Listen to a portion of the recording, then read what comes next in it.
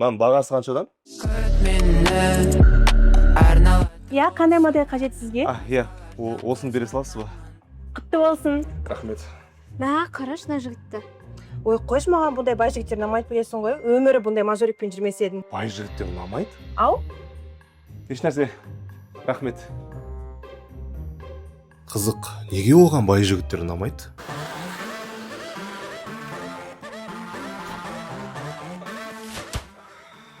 Бәрі дұрыс па Базеге? Иә, бәрі дұрыс. Сол саған туған күніңмен. Рахмет Базеге. Көліңіз дайын, келіңіз.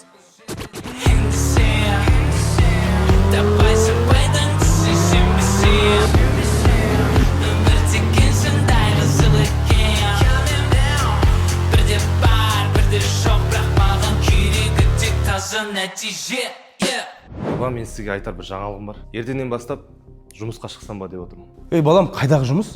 Қатты жұмыс істегің келіп жатса, менің Қытайдағы инвесторларым бар. Солардың біреуінің компаниясына гендиректор кіргізіп беремін мен. Жоқ, папа, бірден ондай мықты жерге жұмысқа кіре алмаймын. Мен өзім көтеріліп үйрену керекпін. Алло, Жамбыл, ертең Арманның артынан қарап жүріңдер. Охрана, дрон, снайпер бәрін қосыңдар, иә? Бірдемеге ұмытып қалып жүрмесін. Давай. Ай, балам. Бізде ондайда 100% оригинал толығымен верификацияланған. Телефон алсаңыз, стекло, чехол, 1 жылға гарантия в подарок. Жұмысқа? Иә, сіздерде жұмыс бар ма? Қатты жұмыс керек болып тұр. Бізде ешқандай бос вакансия жоқ. Сыртта бірақ объявление тұр ғой. Бізге уборщиктер керек қой ондайға. Уборщик? Болды, мен уборщик болуға дайынмын. Қашаннан бастап жұмысқа кірісейін? Дайынсыз ба? Полды жуу керек, туалетті тазалау керек. Иә, любой жұмыс істей берем. Тек осы жерде істесем болды. Датабу ақшаңыз жоқ па? Иә, менің датабу ақшам жоқ. Өте кедеймін, бай емеспін. Болды, алдық жұмысқа. Рахмет сіздерге. Сен точно жұмыс істей аласың ба? Швабраны бірінші ұстап тұрған сияқтысың. Иә, істей аламын, мен бұрыннан жақсы жұмыс істеймін. Мен бай емеспін ғой. Сол үшін көп жұмыс істегенмін. Сәттілік. Қалайсың, жан?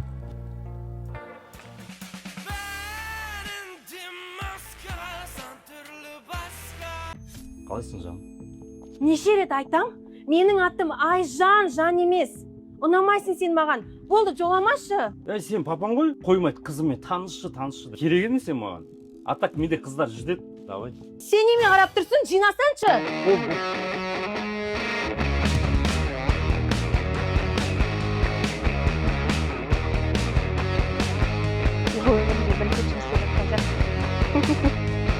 Бізден телефон алып, көзіңізді алып кетсеңіз, 5 теңгесін қаласыз.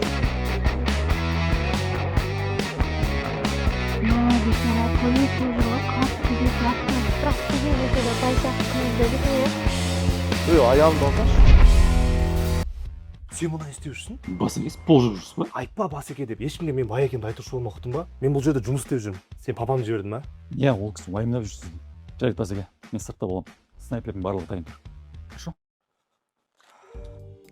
Басеке, йогурттың крышкасын до конца жалап қойсаңшы. Қазір сіздің бай екеніңізді көріп қойды барлығы.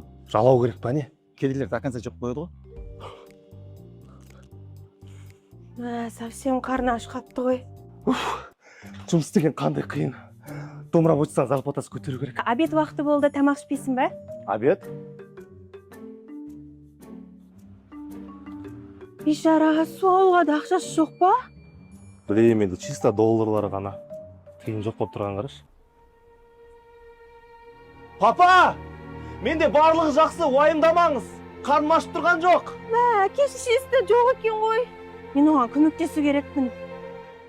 Папа, уайымдамаңыз, артынан аңдудың қажет жоқ. Мен өз басымды өзім алып жүре алам. Ей балам, қайтсашы, мынау не жұмыс істеп жүрсің сен?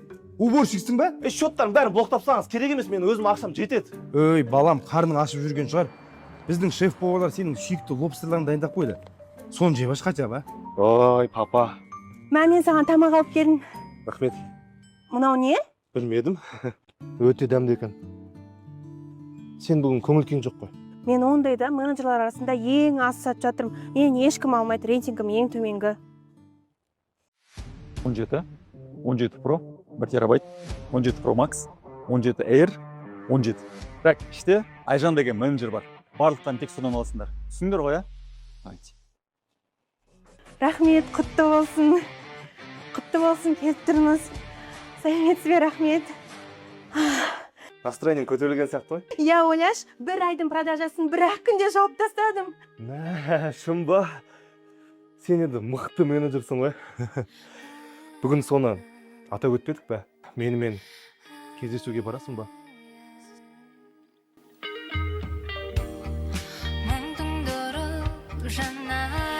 Айжан, ұмытпадың ба? Бүгін бізде свидание ғой, Иә, әрине. Ей, қайдағы свидание? Папа? Сен анау Баубекпен неге кездеспейсің? Папа, айттым ғой, Баубек маған ұнамайды. Сонда саған мына какой-то кедей уборщик ұнай ма? Пап! Кешке Баубекпен кездесетін бол. Түсіндің ба? О, зарплата түсті. Түсті ма? Иә. Басеке, алғашқы айлығыңыз құтты болсын. Рахмет. Бірақ мына жерде біреуге дұрыс емес сияқты. Маған 120 мың теңге түсті. Негізі күніне 120 мың теңге беру керек еді ғой маған. Жоқ, Басеке, күндік емес қой. Ол сізге бір айға береді ғой. Бір айға? Мен бір ай осы 120 мыңмен өмір сүру керекпін да? Баба, қалайсың? Кеше ақша керек емес деп айтып едім ғой. Негізі ақша керек болып тұр. Маған бір кішігірім сума жібере аласың, баба? Енді свиданияға баруға болады. Бізден телефон алсаңыз, стекло, чехол, перенос, iCloud ашу, сонымен қатар и және мобиграфия курсы сыйлыққа беріледі. Все, көнді свиданияға. Қандай план, Басеке? Короче, ол мен бай екенін біліп қоймау керек, сол үшін мен максимально қарапайым істейін деп жатырмын. Бүгін Дубайға ұшамыз түнде. Ол жақта яхта дайындап қойдым.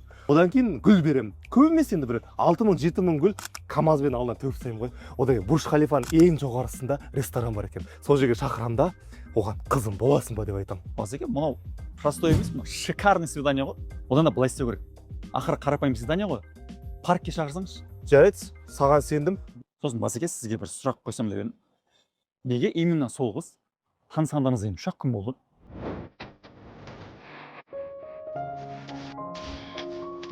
Сәлем. Сәлем. Қопып кетсің. Рахмет. Саған бір сұрақ қойсам бола ма? Неге саған бай жігіттер ұнамайды? Ой, папаң ғой, кішкентай кезінен бай жігітке шық, уже бай жігіт десе құсқың келеді. Маған қарапайым жігіттер ұнайды. Білесің бе, менің құтқарушы періштем бар. Бұрында мен оқуға ақшам жетпей түсе алмай қалғам. Сол кезде есіктің алдына біреу ақша тастап кетті. Сенесің бе?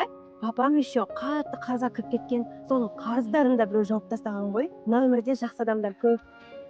Айжан, мен саған бір нәрсе айтып өтпеймін. Мен сені бір көргеннен. Айжан! Папа! Әкенің аузы.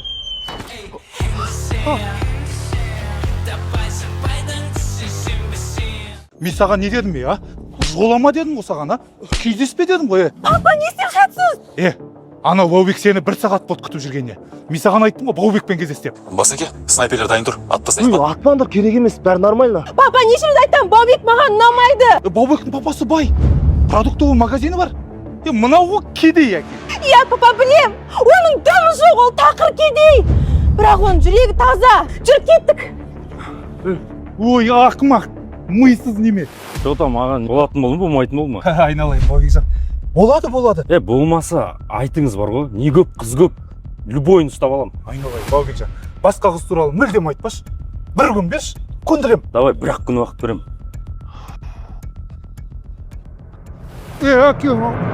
Кімсіңдер, айтсаңдаршы. Сүмелек, сен кімсің бастыққа тесетін? Ана кедей сендердің бастықтарың ба? Қайдағы кедей бош? Оның әкесі Қазақстанда ең бай адамдардың бірі. Қазақстандағы ең бай адамдардың бірі? Тағы да жақындайтын болсаң, бөлдің деймер. Бізде 100% оригинал, верификацияланған жаңа телефонға 1 жыл, бұл 90 күн гарантия. Кешегі үшін ай бітпеші, Жарайды, ештеңе етпейді. Ой, бала қалайсың? Ассалаумағалейкум. Бәрі дұрыс па? Иә. Папа? Қоятын қызым, кешегі үшін кешірім сұраймын. Жай, ештеңе етпейді. Ағаң енді мас болып қапты. Жарайды. Пранк қой, пранк. Сен Өзім істеймін. Бүгін мен қызыммен свиданияға барыңдар. Барасыңдар ғой, шақырасың ба мен қызым свиданияға? Мен бүгін свиданияға барасың ба? Иә, жарайды. Ой, жандарым, батамды бердім. Аумин, бақытты болыңдар. Жотам, папа, қалай свидание болатын бол ма? Ой, пападан әгранға бір қыр бар кетек. Кетей дегеніңіз? Бай жігітпін ғой мен. Ойбай, папаңның бір продуктовый магазині бар, бай болып кетесің ба? Біреу емес, екеу. Екен ауыз кет дедің ғой, саған, кет дедің ғой. жаным, міне менің күйеу балам. Өте мықты жігіт. Папа, не қылып аяқ асты Арманды жақсы көріп қалдыңыз? Қызым, кеше өзің айттың. Кедей болса да жүрегі таза. Папа, мен сіздің өтірік айтып тұрғандағы түріңізді білем, шындығыңызды айтыңыз. Жарайды. Ол бай, өте бай. Өте бай. Қызым, оған міндетті түрде үйлен. Жақсы ма? Baby оңалмай жүрсің лағып енді. Айжан, мен негізі саған бір шындықты айту керекпін. Мен сені тұрып. О, сәлем, қалайсың? Мен барлығын білем. Ол бай, өте бай. Өте бай. Сен байдың баласы екенсің ғой. Мен саған шынайы сеніп көмектесіп жүрсем, сен мені алдап жүр екенсің ғой. Тоқта, бұл соңғы емес, сен тағы бір нәрсені білу керексің. Мен сені Қойш болды. Сенің тағы да өтірігіңді тыңдағым келіп тұрған жоқ.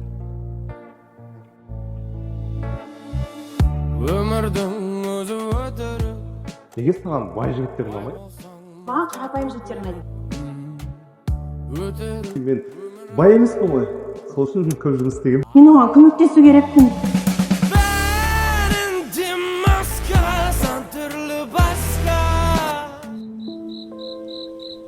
Баба, мен алдындағы жерден жұмыстан шықтым. Сіз мені Қытайға директор болуға жібере аламын деп едіңіз ғой. Мен дайынмын. Міне, әкесінің баласы. Жарайсың балам. Баяғыдан сөйтіп керек еді. Мен қазір Джек Маға звондаймын. Ертең Қытайда боласың. Қазір Жамбыл киімдерін жинап, билет алып қояды. Жарай ма? Дайындала бер. Алло, Джек Ма?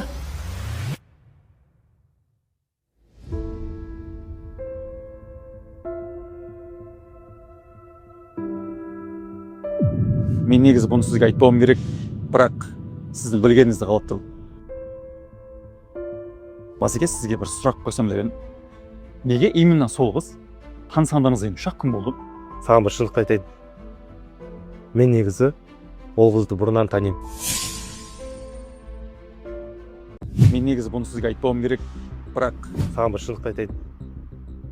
Мен негізі ол қызды бұрыннан танимын.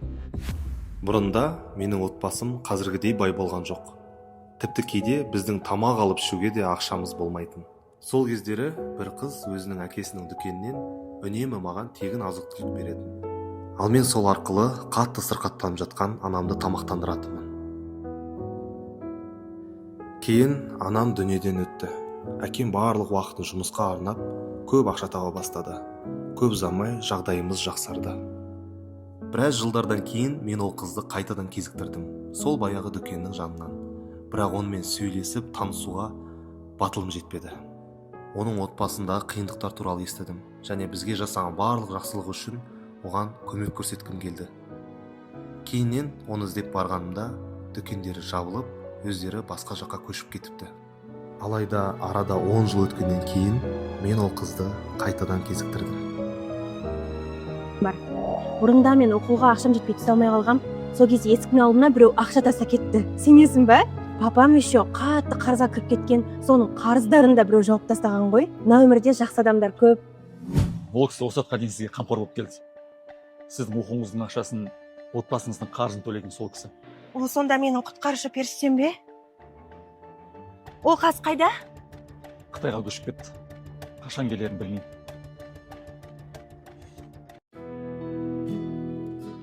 Құтты болсын, сіз пылесос ұтып алдыңыз.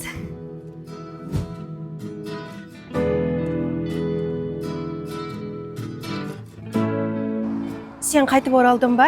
Сені Қытайға көшіп кетті деп айтып еді ғой? Мен саған алдында бір маңызды нәрсені айта алмай қалдым. Соны айтпайынша ешқайда көше алмайтынын түсіндім. Мен барлығын білем. Рахмет саған. Алдында мен саған, сен маған қатты ұнайсың. Бір көргенде саған ғашық болып қалдым. Менің қызым боласың ба деп айтқым келген. Сен сөзімді аяқтауға мұрша бермедің ғой. Қазір саған сол сұрақты қайтадан қойғым келеді. Менің қызым боласың ба? Егер қаласаң, мен сен үшін бүкіл мұрагерліктен бас тарта аламын. Және саған алған мына Кадиллакты да қайтадан өткізіп жібере аламын, егер қаласаң. Я, мен сенің қызың болуға дайынмын. Бірақ енді мұрагерліктен бас тартпай-ақ қой. Мына Кадиллакты да өткізбей маған кедейшіліктерін айт дедің, бірақ дата бой емес қой.